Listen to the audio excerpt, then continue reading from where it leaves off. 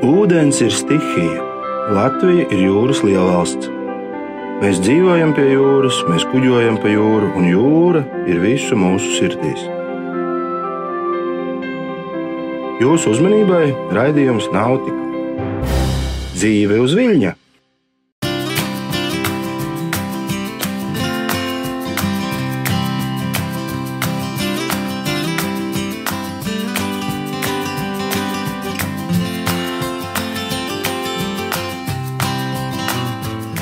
Kas būtu tas, kas burātājiem, īstenībā jebkuram turistam, kas te ierodās, būtu jāredz pirmām kārtām? Ierodoties ostā, viņiem vistuvāk atrodas Pāvilostas muzejs, ko mēs noteikti arī iesakām apmeklēt, jo tas ir kā viens no labākajiem mazajiem muzejiem Latvijā.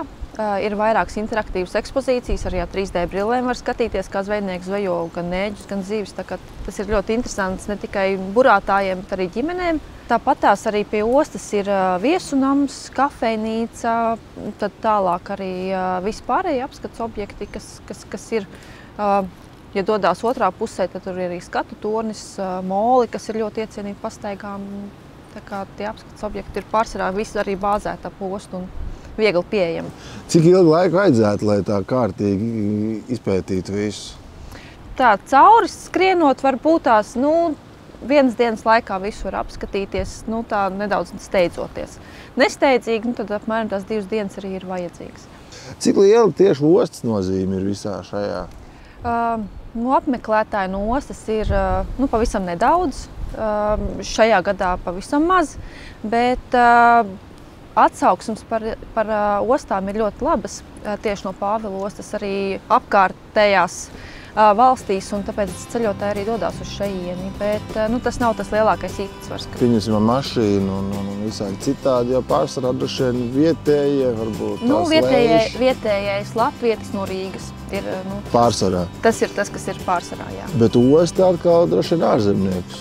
Osta ārzemniekus, Vācija, Dānija, Lietuva, tie populārā. Tad varbūt, principā, ostas tā galvenā nozīme ir ārzemnieku ievest ārzemnieku. Eksportēt muzeja biļetes, piemēram. Jā, tas ir tas tāds pavisam neliels, kas skaits nāk. Bet viņš arī ir nedaudz savādāks, tas ceļotāja tips, un viņš ir pašpietiekams, jo viņam uz jahtas viss ir.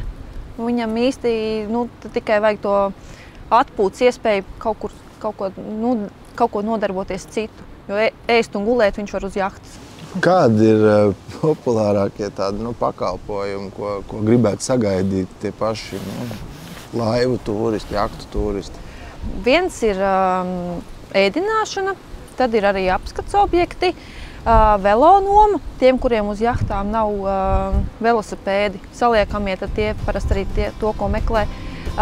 Autonoma, kas diemžēl mums Pāvilostā nav, bet viņi bieži vien arī prasa. Turisma centrā viņi griežās arī par jautājumu par autobusu sarakstu, jo bieži vien atstāja jahtu un tad dodās kaut kur ar autobusu tuvākās pilsētas. Un degvielas uzpildes stacija, kas ir ļoti ērti pieejama arī burātājiem, kuģotājiem. Šeit ir ļoti ērti, kad uzpildes stacija viņi vienkārši piebrauc klāt un uzpildās. Principā riteņi, mašīnas un visi iespējamie veidi, kā paplašināt to izpētes teritoriju. Jo viņi ienāk ostā, viņiem nav daudz tās vietas, tā kā ļoti liela pieprasīta informācija arī par akmeņraga pāku, kur viņi parasti vēlās doties ar kājām 10 km. Viņi reti, kad vēlās doties, tad viņi paņem parasti velonomu vai sarunā kādu vietējo, kas viņus aizvedīs līdz turien. Tur var tikt arī augšā? Jā.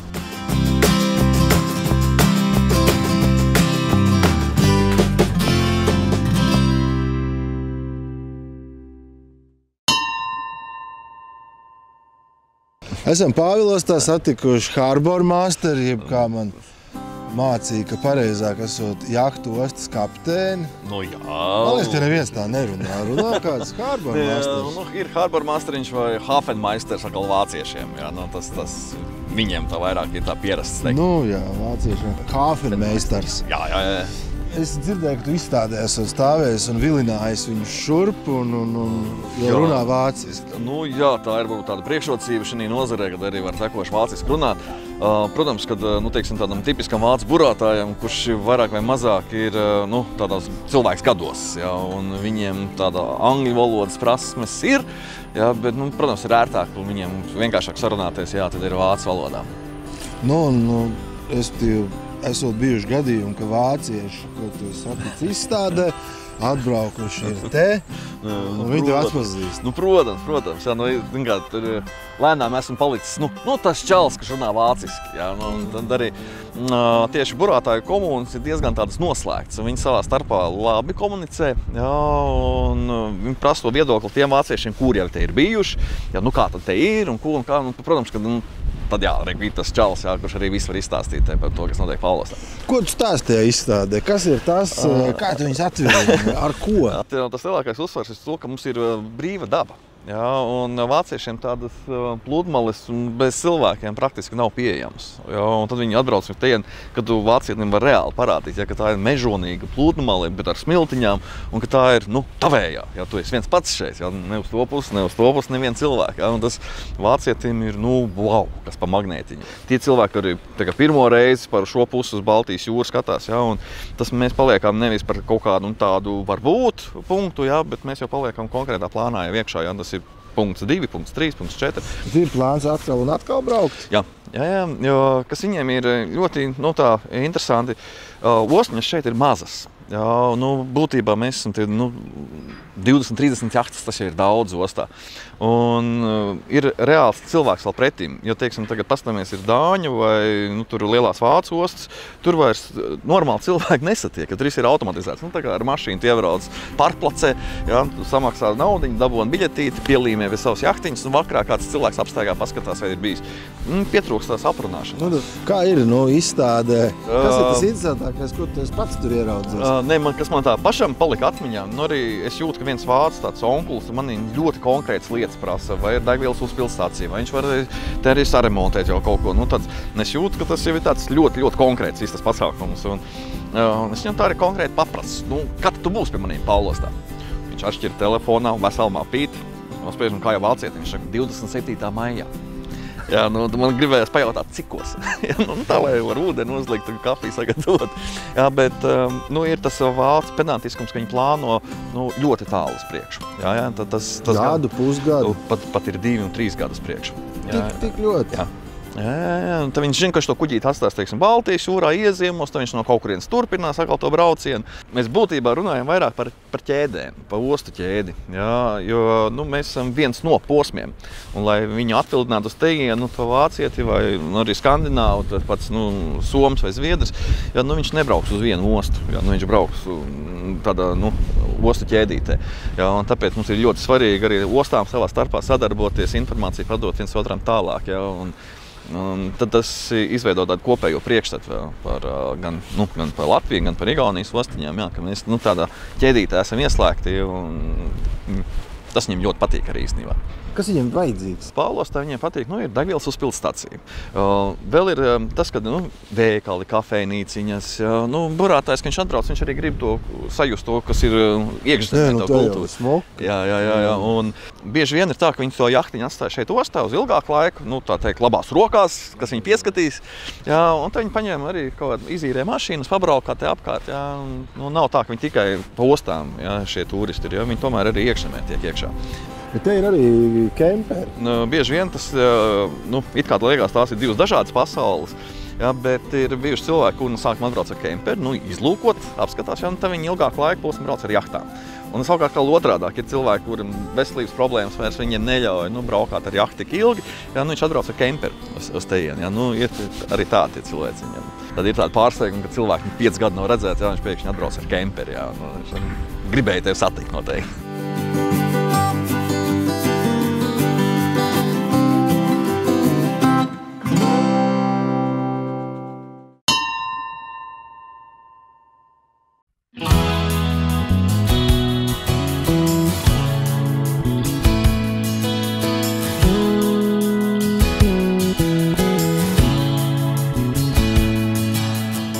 CAK Paulosta varīne ir dibināta 2003. gadā, un 2004. 2005. gadā mēs izveidojām šito piestatni. Tā bija Var teikt, pirmā jahta piestatne sākas upes kreisajā krastā. Viss te tapa līdzenā vietā. Te pirms mēs sākām darbu, viss bija aizaudzis ar kokiem. Var teikt, ka tos koka pāļus mēs gandrīz dzinām sauszemē iekšā un visu to līdz, kas te tagad ir izveidojies, to mēs izrakām un padziļinājām un uztaisījām visu šo laukumu no izņemtās grunts. Kad 16. gadā radās iespēja piedalīties šī projektā, mums jau bija pieredze uzkrāta burātāju apkalpošanā, un tad mēs sapratām, ka vajag izveidot tomēr servisa centra ēku, kur var cilvēks izkāpjot no jahtas, aiziet nomazgāties, visu beļu izmazgāt. Arī projekta ietvaros nopirkām visas iekārtas šai sakarā. Protams, arī bija mums koka klājas piestatnei nolietojās par 15 gadiem. Tos mēs visus projekta ietvarā nomainījām. Un arī iegādājāmies divas tās piestatnes peldošās, lai varētu optimālāk izmantot esošo piestatnu. Jahtas sāk, kā te redzams, stāvot perpendikulāri. Tāpat arī bija slipa remonts. Tas ir gan visas zemūdens daļā, un arī otrs bija ļoti pozitīvs, par ko mans kolēģis arī izteicās par dalību izstādēs, jo, principā, viens SIA Diseldorfā stendu nekad nevarētu atļauties nofinansēt, bet kopā ar visu projektu un reklamējot Latviju un Igauniju kā pievilcīgu maršrutu Baltijas jūras austrumkrastā, mēs arī daudz ieguvām.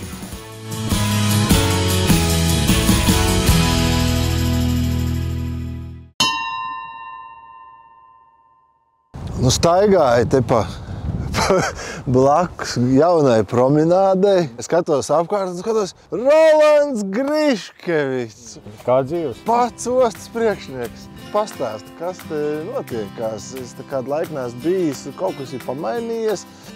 Ir gan pa bišķi citiņu, jā. Jaunā promenāde pilnīgi izkārtots, te viss līdzīgs kā ārzemēs ir. Dingī piestātnīte, jaunas navigācijas zīmes mums ir saliktas, caur GPS sinhronizētas. Mums te ir, nezinu, vai tu redzēji iepriekš, bet mums stacionārais ceļamkārnis savas ostas. Jā, tas beidzot ir. Tagad viss strādā kā pulkstenis. Peldošās piestātnes saliktas jaunas, bet uz priekšu būs vēl labāk. Turpinām attīstīties. No drošiem avotiem es dzirdējis, ka Latvijā ir 2 labas burāšanas skolas. Es arī esmu līdzīgi dzirdējis. Mana un tava. Mēs esam beidzot satikušies. Kā jaunie burātāji te auga griezdamies? Vispār šovasar viņi auga griezdamies, tāpēc, ka cilvēki dēļ Covid nebraukāja uz ārzemēm un tā kā apmierināja visus savus piedzīvojumu kārus Pāvilostā un burājot ļoti daudz arī dzen. Es te skatījos, kā lai tā latviskāk pasaka, purngrāmatā, kad Pāvilostā ir sava rega. Kuro gadu jau tu? Šogad 2. gadu. Mēs sākām pagājušo gadu, saucās Pāvilostā Open. Pārsvarā vietējā flota te piedalās, bet tu brīdim arī kāds ārzemnieks šogad bija ļoti maz. 5 reizes mazāk nekā normāli. Bet Somi? Somi kaut kā nerādās. Parasti vairāk ir vācieši un zviedri, un tagad viņi kā reizes ir mazāk. Bet regatas ļoti patīk gan dalībniekiem, gan arī atbalstītājiem. Mēs turpināsim to tradīciju, audzējumu skaitu katru gadu. Kā ir tāda regašu dzīve arī uzsākusies Pāvilostas ostā. Patiesībā es kādas dienas atpakaļ pašķirstīju to katalogu, kas jahtu bodēs un šur tur pieejams bez maksas. Un man radās vienkārši tā interese apceļot ostas. Uzzināju arī, ka tiek veikts kaut kādas mārketinga aktivitātes izstādēs ar domu, ka vilina šurpu ārzemniekus, bet vispār ir jūtamas kaut kādas tendences. Vispār jāsaka, tas projekts ir izcili jēdzīgs. Protams, pārobežu projekts, kur ietvaros mēs kā attīstam un popularizējam ostu tīklus maziņo Austrumu Baltijas. Ir ļoti labi gan infrastruktūra būvēt, no Eiropas fonda atbalsts liels, gan arī kopīgi reklamēt. Ļoti kaut kā sanācis labi. Braukājam uz Diseldorfu, uz Helsinkiem, uz Stokholmu katru gadu. Taisam katalogus, šīs Latvijas grāmatas. Cilvēkiem ļoti patīk viņas un jūtams, ka tas ir izstāžu devums, ja cilvēks atbrauc šeit ar jahtu un viņam dod tādu katalogu, paskatīties vai negrib. Viņš saka, man jau ir no Diseldorfas vai no Stokholmas, un tāpēc arī es ierados. Tas viss reāli strādā. Tas tiešām ir labs darbiņš, kas ir izdarīts un turpinās vēl joprojām. Kādi ir galvenie ieguvumi no projekta? Skaidrs, sakoptā, ka vide smuki izskatās, vēl kaut kādi ieguvumi. Kādi ir? Galvenokārt jau infrastruktūras attīstībā. Šis vasaras jaunums ir mūsu ostas drošības sistēma. Agrāk mums sēdēja šeit robežsargi, tagad viņiem saīsināja štatus. Mums vairāk nav robežsardas nodaļa Pāvilostā. Rezultātā mēs uztaisījām video novērošanas sistēmu ar visiem ierakstiem, automātiskās barjeras, durvju atslēgas elektroniskās ar kartītēm, vadība no smartfoniem, tabletēm, personālam. Man sakot, viss tā kā ārzemēs un ir doša sajūta arī bez kādām sētām. Tas ir burvīgs ieguvums mums pēdējais. Mums runāt par vispārējo. Arī stacionārais celtnes, peldošās piestātnes, navigācijas gaisa modernizācija.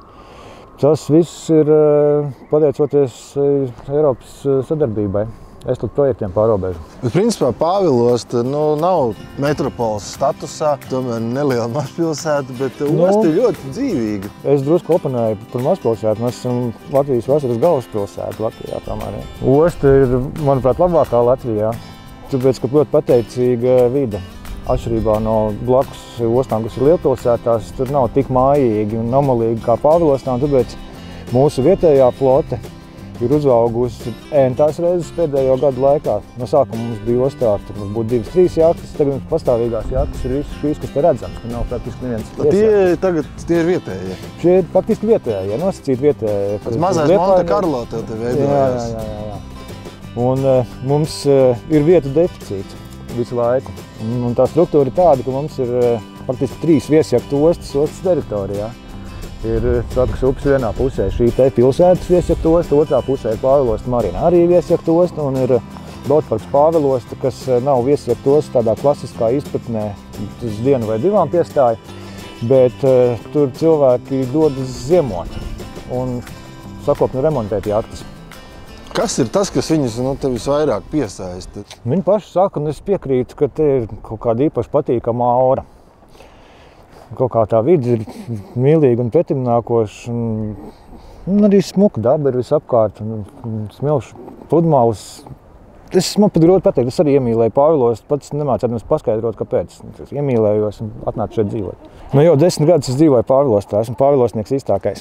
Tu saki, ka gandrīz vietas nav, ka viss ir pilns, bet te vēl drusku ir. Kādi ir nākotnes plāni? Tas, ka te vēl drusku ir, tas ir tagad vēlā un dragnā rudens un Covid kopsadarbības rezultāts. Tad, kad ir sezona un nav Covid, te jaktām ir jāstāv pie bortiņiem, jo osta ir riktīgi pilna. Un mēs katru gadu vairojam piestātņu vietas. Pagājušajā sezonā mēs uzlikām 2 peldošās piestātnes jaunas, lai visas mazās laivas, kurām atļaujas svars un iegrimi, var pārdzīt pie jaunajām peldošām, atbrīvot vietas viesjaktām. Bet es prognozēju, ka jahtinieku kļūs arvien vairāk, un mums nākamā gada atkal projekta ietvaros jaunās kārtas ir paredzēts uzstādīt jaunu peldošo piestātni šīs te vietā. Un arī iekārtot drusciņi šī te laukuma infrastruktūra, līdzīgi tā kā mums ir izbūvēta tagad jaunā promenāde, tur smuka ar gruģīšiem un zālājiņiem. Mēs turpināsim uz šo pusi, arī šis laukums nākamajā sezonā jau būs vēl labāk nekā visās ārzemēs. Un, protams, ka turpināt mārketinga aktivitātes un tādas lietas.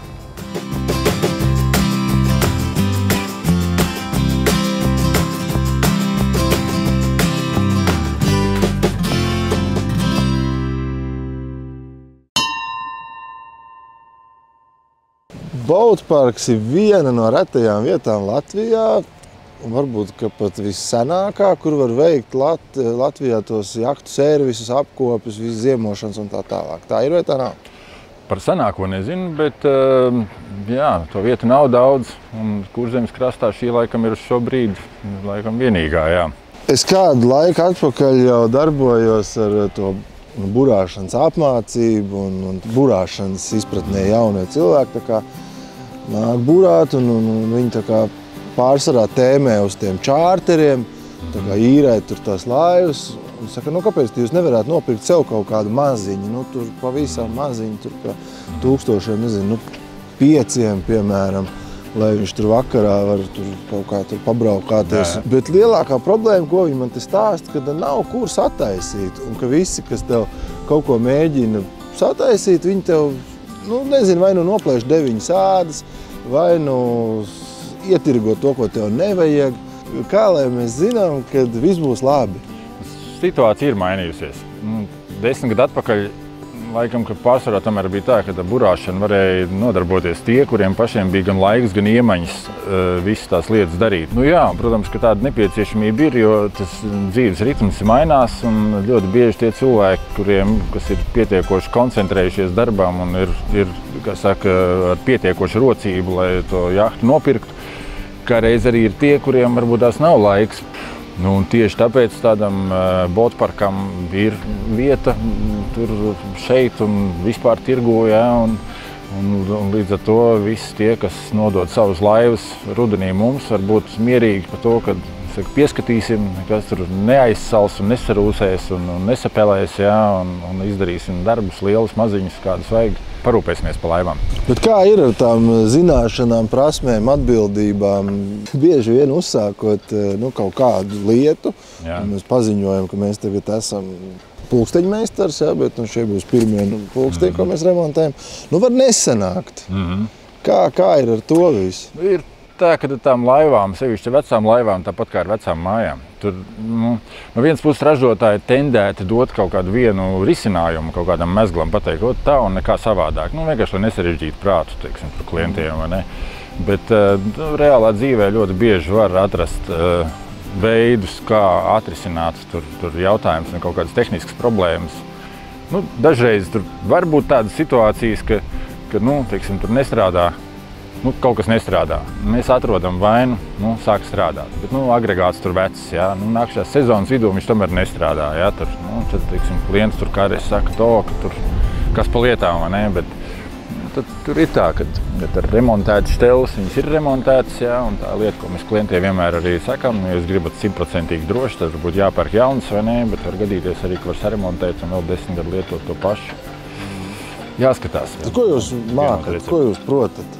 Piemēram, elektroniku. Ar elektroniku ir tā, ka nav jau laikam liela gudrība uzstādīt jaunu iekārtu. Bet tajā brīdī sākās tas, ka vecā laivā, kur ir dažādos gados ir uzstādītas dažādas iekārtas un kaut kas strādā, kaut kas nestrādā. Tad, ja vecā sistēmā mēģina pieslēgt klāt kaut kādu jaunu agregātu, kas ir visizplatītākā, teiksim, tāda problēma tieši vecu laivu uzturēšanā, tad ir tā, ka mēs arī neesam burvi, vai ne, un nevaram saslēgt elektronikas kopā kaut kādas atsevišķas gabalus, kas nav domāts par. Kas ir pats dārgākais laivas uzturēšanā, tāds vidējais aritmētiskais, kas nāk prātā? Tas laikam nav atkarīgs no laivas. Tas vairāk atkarīgs ir no burātāja. Pedantam ar vecu jahtu, laikam tas viss iznāk visdārgāk. Tur vecu jahtu, jā. Jā, tad ir tā, ja teiksim, pedantisks cilvēks nopērk kaut kādu vecu koku laivu, tad tas izgriežās diezgan dārgi, vai ne? Bet motoru problēmas var diezgan dārgi izmaksāt, bet atkal situācija no situācijas atšķiras. Mums ir bijusi darīšana ar 30 un 40 gadus veciem motoriem, kurus tur neviens šeit pat īsti nezina, ko un kā un kādas rezervas daļas, ja, un tad jādomā par jaunu motoru varbūt tās, ja. Līdz pat tam, ka izņem ārā motoru, mazai jahtei uzliek aizmugurē piekaramo, un tad tas nav dārgi. Ja. Tā vairs nav tā jahta, ja. Paldies par sarunu, bija ļoti interesants, un es ceru atbraukt uz kādu mazu remontiņu. Jā, droši, es arī ceru. Jā. Brauciet visi. Iedomājies, tu paņem šito te bumbu un nostiprini viņu kaut kādā veidā, tā kā zemē vai kur. Un saliec apkārt mālus un ķieģeļus un visu tādu, ja, un skursteri. Un tev sanāk picu krāsnes, tu vienkārši pēc tam to bumbuli izkas ārā. Fantastiski, fantastiski. Ideāli.